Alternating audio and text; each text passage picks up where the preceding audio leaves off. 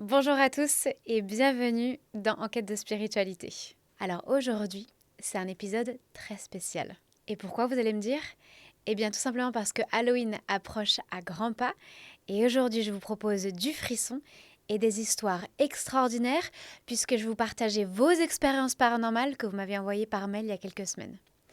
Alors installez-vous confortablement, éteignez la lumière et laissez-vous emporter dans cette atmosphère effrayante.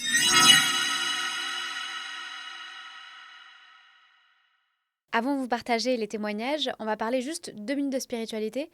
Parce que là, je vous entends déjà me dire, mais en fait, Emma, c'est quoi le rapport entre la spiritualité et la fête d'Halloween où on se déguise? Eh bien, c'est tout simple. Halloween, c'est le jour où en fait, le voile entre le visible, donc notre monde, et l'invisible s'affine. Donc les deux mondes, en fait, nos deux mondes, n'ont jamais été aussi proches que le soir d'Halloween, le 31 octobre. D'ailleurs, on dit que c'est sur plusieurs jours et pas que le 31. Donc voilà le lien avec la spiritualité. Donc de base, cette fête, elle trouve ses racines dans une ancienne célébration qui est appelée Samhain. En fait, chez les Celtes, la nuit du 31 octobre, ça marquait la fin de l'été et le passage à la saison sombre qui est l'automne. Et donc quand on dit sombre, c'est qu'en fait les jours forcément se raccourcissent. Et donc à cette époque, on croyait que la frontière entre le monde des vivants et celui des esprits, eh bien en fait, il devenait très mince. Et donc cela permettait aux âmes de venir sur Terre et nous faire un petit coucou entre guillemets. D'où en fait les costumes d'Halloween qui autrefois servaient pour tromper les esprits errants, tandis que les citrouilles étaient allumées pour les éloigner. Voilà d'où vient Halloween, les costumes, la citrouille qu'on met à l'entrée de la maison. Donc c'est une fête qui est de base spirituelle et qui en fait s'est installée dans les mœurs et qui est devenue vraiment une tradition rigolote à vrai dire. En tout cas, il est assez courant pendant cette période de l'année d'être témoin d'expériences paranormales, puisque comme je vous l'ai dit, c'est vraiment le monde subtil qui n'a jamais été aussi proche de nous que le soir d'Halloween. Vraiment, le voile s'affine à ce moment-là. Donc voilà, c'était la minute C'est pas sorcier. Passons à présent à vos témoignages. Vous avez été hyper nombreux à m'écrire vos histoires paranormales sur l'adresse mail du podcast. Et d'ailleurs, à chaque fois que j'ouvrais vos mails, mais j'étais terrorisée d'avance et j'avais des frissons mais partout. C'était abominable. Donc vraiment, préparez-vous parce que ce que vous allez entendre dans cet épisode est vraiment, vraiment perturbant. La première histoire nous vient d'Isabelle.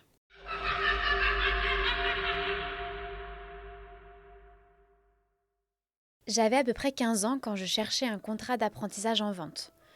Je ne trouvais pas de contrat et ma mère un jour m'a aidée à trouver un contrat dans une pâtisserie. Lorsque je m'y suis rendue, je ne saurais l'expliquer, mais je ne me sentais pas du tout bien. J'avais pas envie d'être là. Mais ma mère m'y avait obligée, donc j'ai dû accepter et m'engager auprès de cette pâtisserie.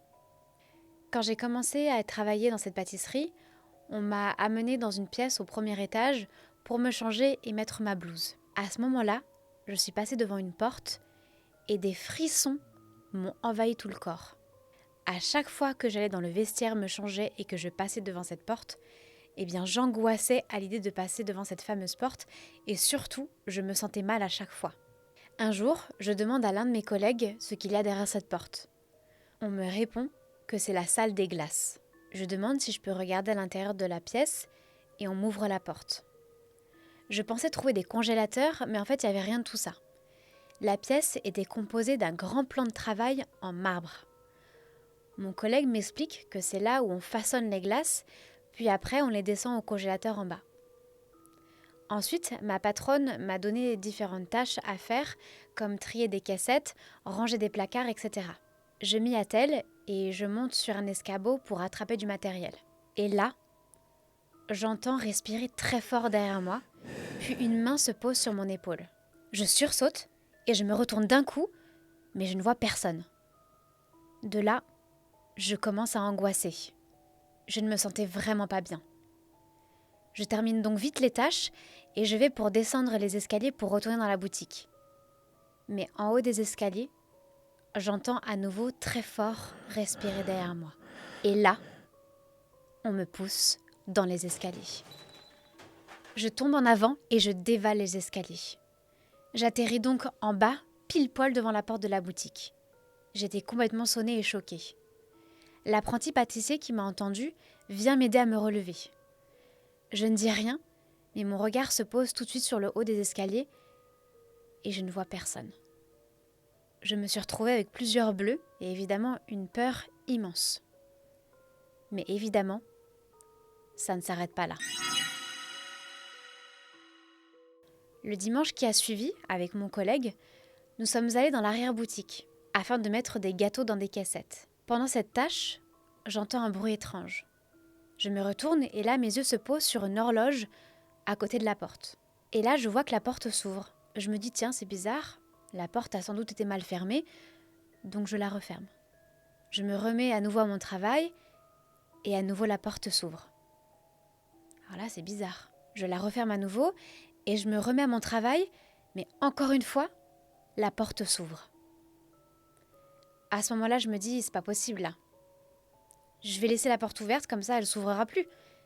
À la suite de ça, je prends dans mes mains un plateau chargé de gâteaux pour l'emmener dans la boutique. Je me mets en marche et là, je sens une grande force me pousser en avant. Je tombe par terre et le plateau rempli de tous les gâteaux s'écrase par terre. J'étais sous le choc.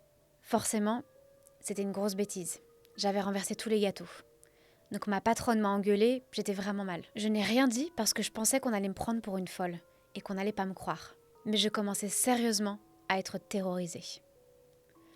Le lendemain, le père de ma patronne vient me voir et il me demande « Dis-moi, t'es allée à l'étuve ?» Je lui dis non. Il me dit « Mais tu es sûre ?» Je lui dis que oui, j'y suis pas allée. Et là, il me dit d'aller voir. Donc j'y vais et quand j'ouvre l'étuve, les 3 plaques de tuiles qu'il avait faites étaient par terre. Toutes étaient tombées. Je savais qu'il pensait que c'était moi qui avais fait ça. Forcément, j'étais vue comme une maladroite. Mais à ce moment-là, je commençais vraiment à me poser des questions. Tous ces phénomènes étranges depuis le début, c'est quand même bizarre. Un peu plus tard, je discute avec le frère de ma patronne. Il était d'ailleurs sous la fameuse horloge à côté de la porte qui n'arrêtait pas de s'ouvrir.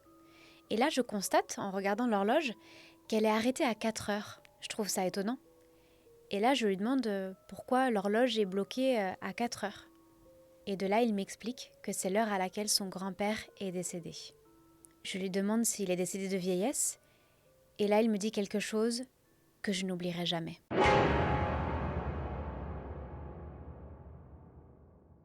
Il me dit « Ah non, il est décédé d'une crise cardiaque dans la salle des glaces. »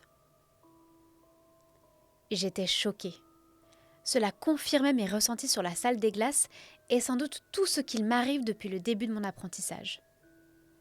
À ce moment-là, je me demande si tout ce qu'il m'arrive ne serait pas ce grand-père en fait qui me rejette et qui n'accepte pas ma présence ici. Mais pourquoi il veut pas de moi ? Je finis par en parler à ma mère parce que vraiment j'étais très perturbée. Et je commençais à ne plus vouloir aller à la pâtisserie parce que je ne me sentais pas en sécurité. Quand je le raconte à ma mère, elle me prend un peu de haut et elle me dit qu'elle va prendre rendez-vous avec un médium. Lors de ce rendez-vous, le médium me confirme que j'ai des capacités. Je peux en effet ressentir les identités et aussi les entendre. Mais pourquoi ce grand-père joue avec moi ? Cette question n'a jamais eu de réponse. J'ai fini par arrêter mon contrat d'apprentissage dans cette pâtisserie parce que je me sentais trop mal et pas du tout en sécurité. Mais par contre, je n'ai jamais révélé pourquoi je partais parce que j'avais peur qu'on me prenne pour une folle. Waouh, cette histoire, quand je l'ai lue, mon Dieu, elle est incroyable. En fait, comme on l'a déjà dit, tout n'est pas rose dans l'énergétique. Il existe des personnes, des identités qui sont pas bien intentionnées.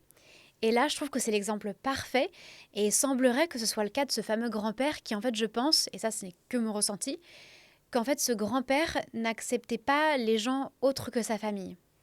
Parce que si je comprends bien, cette pâtisserie, c'était vraiment une histoire de famille. Tu travailles avec tous les membres de la famille. Et sans doute, ce fameux grand-père décédé n'acceptait pas ta présence parce que tu ne faisais pas partie de la famille ou de ce clan, en fait. Un peu l'outsider. Ce grand-père, il a fait un peu comme un animal, comme un chat, et il a marqué son territoire. Je pense. En tout cas, j'aurais tellement flippé de sentir que quelque chose me touche ou me pousse. Enfin, mon Dieu, rien que d'y penser, j'en ai des frissons partout sur tout le corps. Donc vraiment, merci Isabelle pour ton témoignage et d'avoir eu le courage de nous raconter ton histoire. Passons à présent au témoignage de Sarah qui m'a glacé le sang.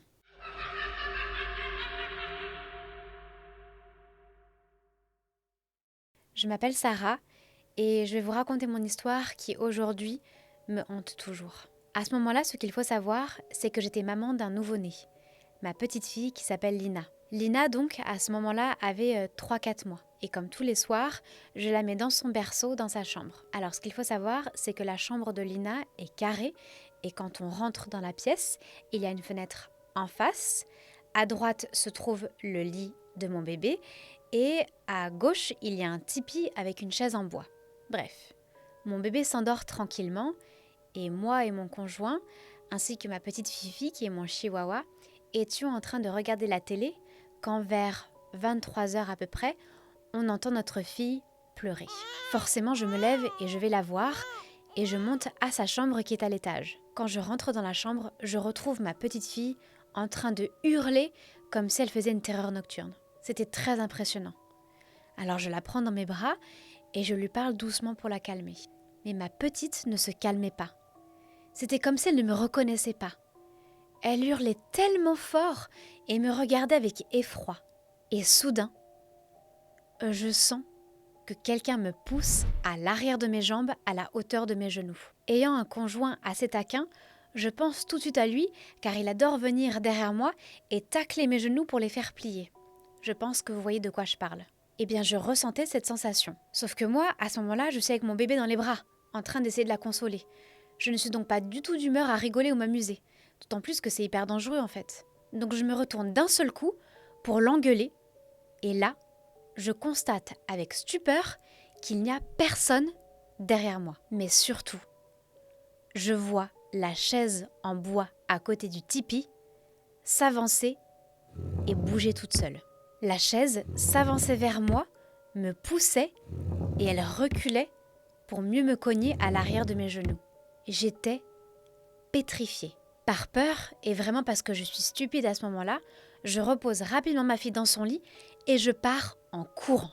Je dévale les escaliers paniquée et je vais voir tout de suite mon conjoint. Quand j'arrive dans le salon, il me voit toute pâle et me demande « Mais qu'est-ce qui se passe? C'était quoi ce bruit-là en fait ?»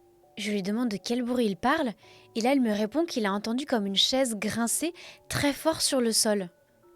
De là, je lui raconte que la chaise avait bien changé de place et s'était rapprochée de moi afin de me cogner, comme pour dire que je n'avais rien à faire dans la pièce. J'ai vraiment ressenti ce jour-là une entité qui s'était accaparée de ma fille. Quand je l'ai raconté à mon conjoint, il n'en revenait pas.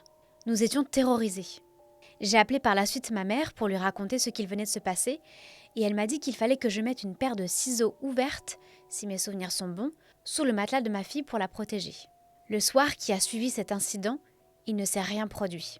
En revanche, plusieurs semaines après, en pleine journée, j'étais seule avec la petite et la chienne au rez-de-chaussée, et là j'entends courir à l'étage, et un enfant crier. C'était horrible. J'ai donc par la suite purifié la maison, et tout s'est arrêté. Il n'y a plus rien eu. Aujourd'hui, nous avons changé de maison. Mais je dois vous avouer que je n'oublierai jamais ce que nous avons vécu.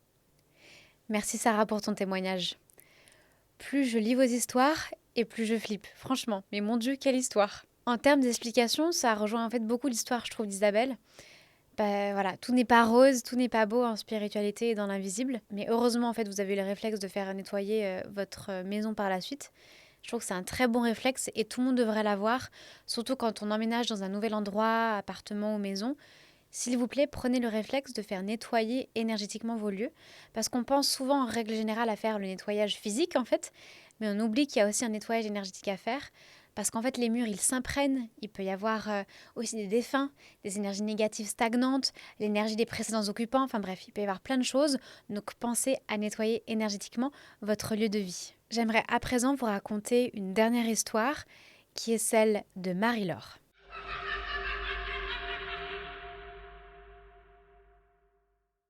Papa est décédé en mars 1978. Nous vivions dans une maison avec ma maman et mes sœurs dans un petit village de Bretagne. Un soir, ma maman était devant l'émission Champs-Élysées. Ceux qui sont de ma génération s'en rappelleront. Et j'étais à côté d'elle et nous regardions ensemble l'émission. La télévision était située au pied du lit de ma mère dans sa chambre à l'étage. Et là, pendant l'émission, elle me dit « Est-ce que tu entends ce bruit ? Ça a l'air de venir des escaliers. » Elle était de nature assez peureuse et moi je suis plutôt téméraire. Donc, je me suis levée pour aller voir d'où venait ce bruit. J'allume la lumière et regarde dans les escaliers. Et là, j'ouvre des grands yeux. Je vois devant moi des pas se former sur la moquette en velours rouge qui recouvre les escaliers. Ces pas apparaissaient et montaient les escaliers. Arrivé à mon niveau, j'ai senti un vent glacial me frôler la peau. Ma mère était terrorisée. Nous avons été obligés de déménager quelques mois plus tard, car ces faits devenaient de plus en plus fréquents. Et ça devenait terrifiant. Je sais pas si je vais arriver à dormir cette nuit-là, en fait. Vos histoires, elles font vraiment concurrence à Conjuring, là. C'est hallucinant, franchement.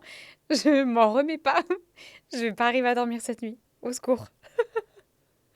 Franchement, c'est fou, c'est hallucinant. Et franchement, j'y crois à 100% parce que j'ai moi-même vécu des choses paranormales et je suis certaine que vos récits sont véridiques. Vraiment, j'y crois dur comme fer. Merci Marie-Laure en tout cas pour ton histoire et bravo de ne pas avoir eu peur en fait. C'est la fin de cet épisode spécial Halloween. J'espère que vous avez aimé et surtout que vous avez eu autant de frissons que moi. On se retrouve dimanche prochain à 10h10 pour un nouvel épisode d'Enquête de spiritualité. Et en attendant, n'hésitez pas à me suivre sur les réseaux, à vous abonner à ma chaîne, s'il vous plaît.